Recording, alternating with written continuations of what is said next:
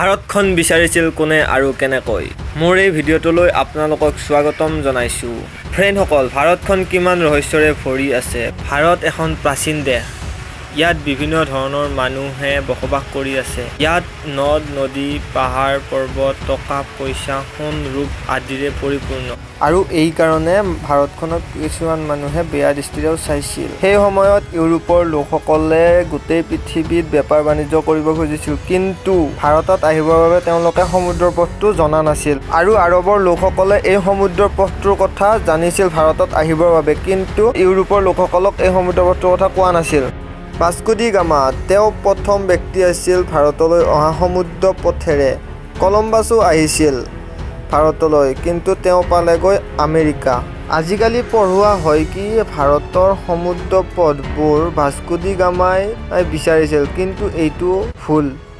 ভাৰতীয় ল'ৰা-ছোৱালীসকলক পঢ়োৱা হয় কি ভাস্কো ডি গামাই ভাৰতখন বিচাৰিছিল, কিন্তু পঢ়াব লাগে ভাস্কো ডি গামাই ইউৰোপক প্ৰথমবাৰ ভাৰতলৈ আহিবৰ বাবে সমুদ্ৰৰ পথটোৰ কথা কৈছিল। আৰু প্ৰথমে ইউৰোপ দেশখনৰ বাবে ভাৰত এখন প্ৰথম দেশ আছিল। ইউৰোপে আৰৱ দেশৰ পৰা মছলা জ্বলা আদি কিনিছিল, কিন্তু আৰৱ দেশৰ বেপাৰখনৰ কথা তেওঁলোকে কোৱা নাছিল। তেওঁলোকে মছলাসমূহ ক'ৰ পৰা আনিছিল। আৰু ইউৰোপৰ লোকসকলে জানিছিল যে তেওঁলোকক কিবা ফাঁকি দি আছে বুলি। ভাৰতৰ দুয়োফালে সমুদ্ৰৰে আগুৰি আছে, আৰু সেই সময়ত ইউৰোপবাসীৰ বাবে ভাৰতত আহিবৰ বাবে সমুদ্ৰ পথেৰে তিনিটা ৰাস্তা আছিল। প্ৰথম ৰাস্তাটো হ'ল ৰাছিয়াৰ পৰা চীন পাৰ হৈ বৰ্মা পাই ভাৰতত আহিব। দ্বিতীয় ৰাস্তাটো হ'ল আৰৱ আৰু ইৰাণ পাৰ হৈ ভাৰতলৈ অহা। এই ৰাস্তাটোৱেদি কেৱল আৰৱৰ লোকসকলেহে অহা যোৱা কৰিছিল, অন্য কোনো ব্যক্তিক অহা যোৱা কৰিব দিয়া নাছিল। আৰু ৩ নম্বৰ ৰাস্তাটো আছিল সমুদ্ৰৰ পথটো। ভাস্কো ডি গামা তেওঁ এজন বুদ্ধকালীন নাগৰিক আছিল। তেওঁৰ জন্ম হৈছিল ১৪৬০ চনৰ পুৰ্তগালৰ চাইনেছত।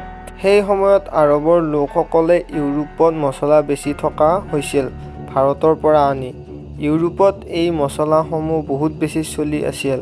আৰু সেই সময়ত ইউৰোপৰ লোকসকলে ভাৰতত আহি মছলা নিব খুজিছিল, কিন্তু তেওঁলোক ভাৰতত আহিবৰ বাবে বহুত কঠিন আছিল।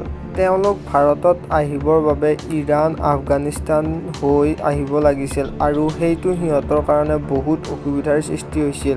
আৰু ইউৰোপৰ লোকসকলৰ এনেকুৱা এটা ৰাস্তাৰ দৰকাৰ আছিল যিটো কম সময়ত ভাৰত আহি পায়। সেইটো কেৱল সমুদ্ৰ পথেৰেহে সম্ভৱ হ'ব। বৰ্ষ ৮ জুলাই ১৪৯৭ ভাস্কো ডি গামাই তেওঁৰ লগৰবোৰক লৈ ভাৰতখন ভালকৈ বিচাৰিবলৈ ওলাই গ'ল। আৰু তেওঁৰ জাহাজখনত প্ৰায় ৪,১৭০ জন মানুহৰ দল আছিল। প্ৰথমতে তেওঁ আফ্ৰিকাৰ শেষৰ ফালে কাপ্য গুড হোম নামৰ ঠাইখিনি পাইছিল। তাৰ পিছত আফ্ৰিকাৰে এখন ৰাজ্য মোজাম্বিকলৈ আহিছিল, আৰু তাৰ ৰজাই তেওঁক সহায় কৰিছিল। তেওঁক আৰৱৰ এজন নাবিক দিছিল, যিটো ভাৰতৰ ৰাস্তাটো তেওঁ জানিছিল। ভাস্কো ডি গামা ভাৰতত কেতিয়া আহিছিল? ভাস্কো ডি গামাই আফ্ৰিকা মহাদ্বীপটো ঘূৰি ঘূৰি আহি ভাৰতৰ কালিকট বন্দৰগাহ কেৰলত আহি পাইছিল। ২০ মে ১৪৯৮ তাৰিখ আছিল যেতিয়া ভাস্কো ডি গামা কালিকট বন্দৰগাহ পাইছিল।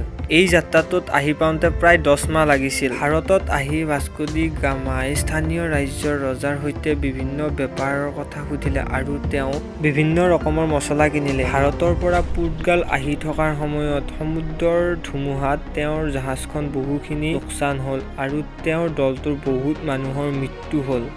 আৰু পুৰ্তগাল আহি পাওঁতে তেওঁক বহুত ধুমধামেৰে স্বাগতম জনালে। পিছৰবাৰ ভাৰতত আহোঁতে তেওঁ কালিকটৰ ৰাজ্যত যুদ্ধ কৰিব ধৰিলে, আৰু তেওঁ বহুত লুটিলে। ভাস্কো ডি গামাই ইউৰোপৰ শাসক আৰু বেপাৰীসকলৰ লগত এটা ৰাস্তা বনাই ল'লে।